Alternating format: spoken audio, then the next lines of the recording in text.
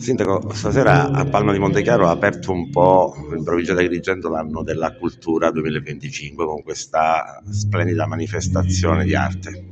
Un altro passaggio importante della mia città, oggi diamo il via insieme al Presidente dell'Istituzione Tomasi Letizia Paci e al Presidente del Consiglio Comunale Domenico Scicolone, diamo il via a questa biennale internazionale.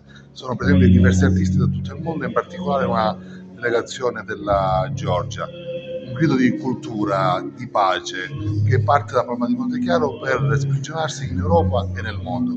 Ringraziamo il Roberto Cuccione che ha pensato e realizzato tutto questo, Valerio Martorana, la professoressa Romano, davvero grazie per tutto. Siamo onorati e felici che anche oggi Palma compia un ulteriore passo in avanti verso il suo risorgimento, che non è solo infrastrutturale ma che permea le coscienze attraverso la cultura. E la cultura è importante anche per richiamare il turismo, Sindaco? Assolutamente sì, perché la promozione della nostra cultura e dei nostri territori va di pari passi con il turismo e siamo felici di essere accanto ad Agrigento per l'anno capitale, in modo tale da poter promuovere non solo la nostra meravigliosa città di Agrigento, che è il nostro capoluogo, ma tutte le bellezze della provincia ed in particolare, me lo consentirete, della città del Gattopardo e di Palma di Montechiaro. Lei è uno stato sempre molto previdente e anticipa sempre i tempi. Cosa pensa di organizzare per Palma in questo 2025? Avremo l'altro appuntamento sicuramente dell'altra biennale, la biennale del Gattopardo,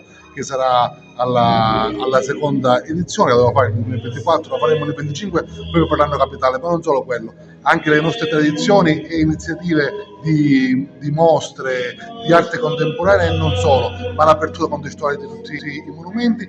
Ci faremo trovare pronti per accogliere le migliaia di turisti che verranno a visitare la nostra terra. Letizia Paci, quanto c'è di orgoglio personale in questa serata? Una serata straordinaria per la presenza anche di un pubblico che arriva da fuori dall'Italia. Sono molto orgogliosa, soprattutto perché, come ben si capisce, questo è un evento internazionale, per cui la nostra Palma di Montechiaro verrà portata fuori dai confini dell'isola. Questo per me è molto importante, far conoscere Palma, la sua bellezza e in tutte le sue, con tutti i suoi tesori, cioè le opere d'arte, la storia che noi abbiamo. Gli artisti vengono da tutte le parti del mondo, come dicevo, quindi dalla Georgia, dalla Russia, dalla Francia, da Malta, e quindi uno scambio culturale che si capisce è fondamentale per ogni paese, perché significa crescita e arricchimento.